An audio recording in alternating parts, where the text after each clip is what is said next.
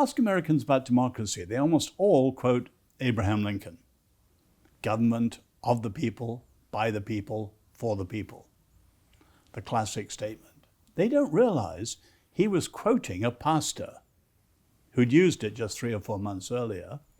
And the pastor was quoting John Wycliffe in Oxford in the 14th century. And Wycliffe's idea was very simple. You had to put the Bible in the hands of everyone. And then they would know the way of living, which would make self-government possible. So if you took the Bible out of the hands of the church and the priests and so on, gave it to ordinary people, you could have, Wycliffe said, government of the people, by the people, for the people. In other words, you need to know what self-government is, or inevitably you're going to have bigger and bigger central government and less freedom, personally and locally. There's a sense in which, what I'd like to say at this point in time is that you sense we're losing that understanding. It's at risk because we're not understanding it, we're not defending it. We've got a new, more dangerous sort of cultural revolution coming our way, threatening those freedoms. And you have a personal perspective on it because of your own early life. You've seen the brutality of authoritarianism, of totalitarianism, because as a 7-year-old in China. Well, if you take the 2 big 20th century revolutions, the Russian 1917 and the Chinese 1949, I was in the Chinese Revolution. We lived in Nanjing.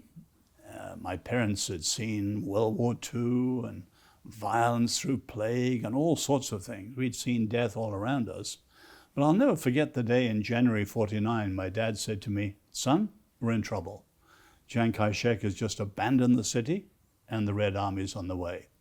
And sure enough, they crossed the River Yangtze and then began the Reign of Terror. And many of my father's friends, and they were either imprisoned or executed by the score at that time. So the reign, we met people in the streets we knew well. They wouldn't acknowledge us. It was more than their lives were worth.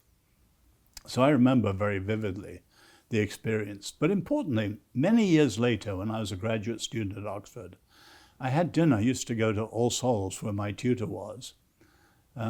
And one of the great people there was Isaiah Berlin. And the first time we had dinner together, it turned out he'd been a 7-year-old in the Russian Revolution.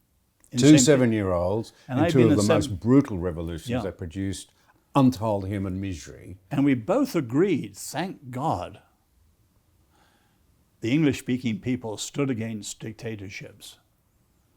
But if Berlin were alive today, a great philosopher of freedom, he wouldn't have believed the things that Americans are seeing, and sadly, much of the West. Because while America's the lead society in being so free, so open, it's gone woke at an incredible speed. These ideas are sweeping much of the English-speaking world and much of Europe too. And they are a cataclysm in terms of Western civilization. You mentioned wokeism earlier, and now again, just then. I've used it freely in Australia, only to discover that a bit of research has turned up that almost no one knows what it means, and many people think, well, I must be woke and that's a good thing because it means I embrace anti-racism and what have you. What do you mean by the term wokeism? It's important. I think it's part of the radical left's term to tone down their fearsomeness. So communism used to be industrial strikes and the dictatorship of the bourgeoisie and lots of terms you had to accept to become a party member and so on, and all that's gone. And woke is a part of that. So the old term in the 60s was conscientization, a very long and ugly term, conscientization. In other words, making people aware of the injustice of situations and so on. So they changed it to awakened and now awokened and woke. So it's just an attempt to make it all much more user-friendly. But the end result is still revolution in radical left terms. And no one should be fooled.